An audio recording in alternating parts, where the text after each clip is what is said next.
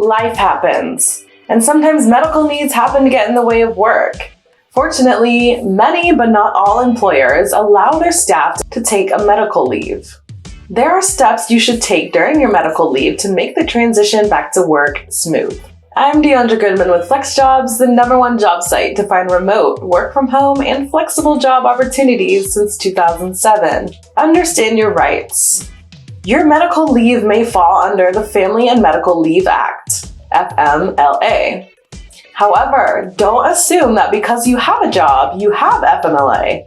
Your employer is not required to offer FMLA to staff unless they employ 50 or more employees. And even if your employer is required to offer FMLA leave, that does not mean you're entitled to it. To be eligible for FMLA leave, you must have worked for your employer for the last 12 months and at least 1,250 hours. Must work within 75 miles of a location where your company employs at least 50 or more people. Cannot be a key employee, someone who is paid among the highest 10% of all employees or whose leave would substantially harm the company.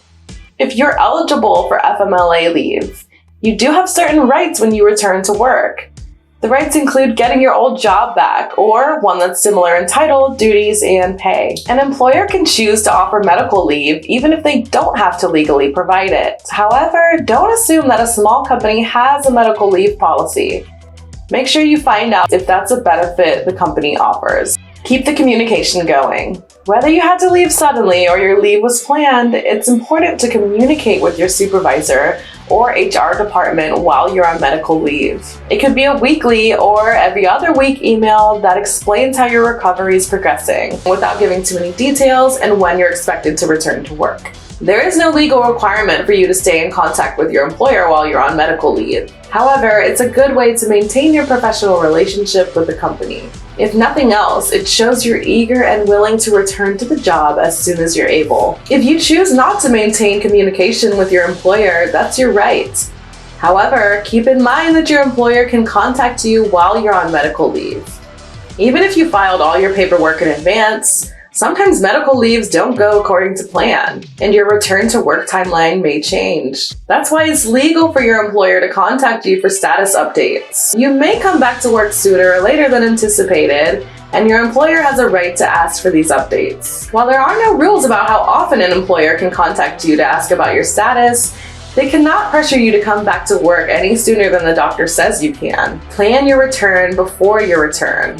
Once your return to work date is approaching, set up a meeting with your supervisor. Find out what you missed and learn about any major changes that may have happened while you were gone. Get up to speed on projects you'll take over and work with your boss to set up a plan for handing off the work to you. While you're at it, set up a meeting with your HR department. You likely need to fill out paperwork, and that may be something you can do before you come back to work, leaving you one less thing to do on your first day back. Also, use these meetings to communicate the kinds of accommodations you may need. It might be something as simple as more frequent breaks to take medications, or it could be something more involved like needing a new chair or closer parking spot. Whatever it is, make sure you give your employer ample time to accommodate you. Get a fitness for duty certification. Find out if you need a fitness for duty certification. Under FMLA, an employer can require you to obtain this certificate from your doctor before you return to work. This certificate gives you medical clearance to return to your previous job duties. Legally, your employer should give you advance notice that this certification is required. However, to make sure nothing is forgotten, ask if your employer requires the certificate long before your leave is over. This gives you plenty of time to ask your doctor for it without anyone having to scramble to fill it out at the last minute. Ask for flexible or reduced hours. Even with medical clearance to return to work, jumping back in headfirst may not be the best thing for you. You may find that the daily grind is too much for you to handle right away. Consider asking for flexible scheduling or work from home options as you're returning to work. This does not have to be a permanent change. It may be something you do for a short period while you return to work. While it may seem intimidating to ask your employer for more accommodations, you can explain that it's only for a short time and offer an end date or check-in meeting after a month to see how it's going. Thank your coworkers. Once you return to work from medical leave, thank coworkers who picked up the slack for you. It doesn't have to be extravagant. A simple card or small box of candles may do the trick to say thanks for covering for me. It's worth acknowledging that this wasn't easy for anybody. Prepare for questions. No matter what happened or how long you were gone, people are going to ask questions. Hopefully, they'll come from well-meaning and concerned coworkers who genuinely care about you and your health.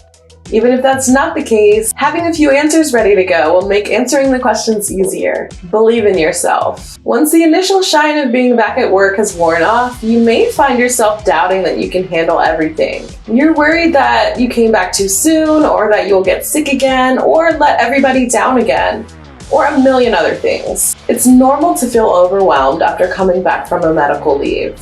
You're probably still recovering, even if you feel just fine, and you're adjusting to your new circumstances. Give yourself time to adjust to your new reality. You're bound to feel physically exhausted at times and mentally beat up too. Don't be afraid to ask for help. Maybe you need to work from home more, or you need to shift some of your duties for a while. Let your boss or HR department know what's going on and see what solutions they can offer. Sometimes 12 weeks of leave isn't enough. If that's the case, you may have additional rights under the Americans with Disabilities Act. Depending on your situation, you may have the right to additional time off or other accommodations. However, if, for whatever reason, you can't get additional time off or accommodations, consider looking for a remote job. Many people who have disabilities are unable to work in an office environment. With remote jobs in many fields, people who need accommodations can continue working part-time or full-time for years longer than if they had stayed in an office. An absence from work for any medical reason is an interruption in your life. Fortunately, it doesn't have to mean quitting your job and abandoning your career. There are plenty of companies that offer flexible work options for people who need accommodations. If you enjoyed learning about returning to work after medical leave, please hit the like button and subscribe to our channel to keep up with more job search advice. If you're looking for more flexibility with a remote job, be sure to check out FlexJobs. Our hand-screened job directory features 30,000 remote jobs without the ads, scams, and junk found on other job boards. FlexJobs. Find a better way to work.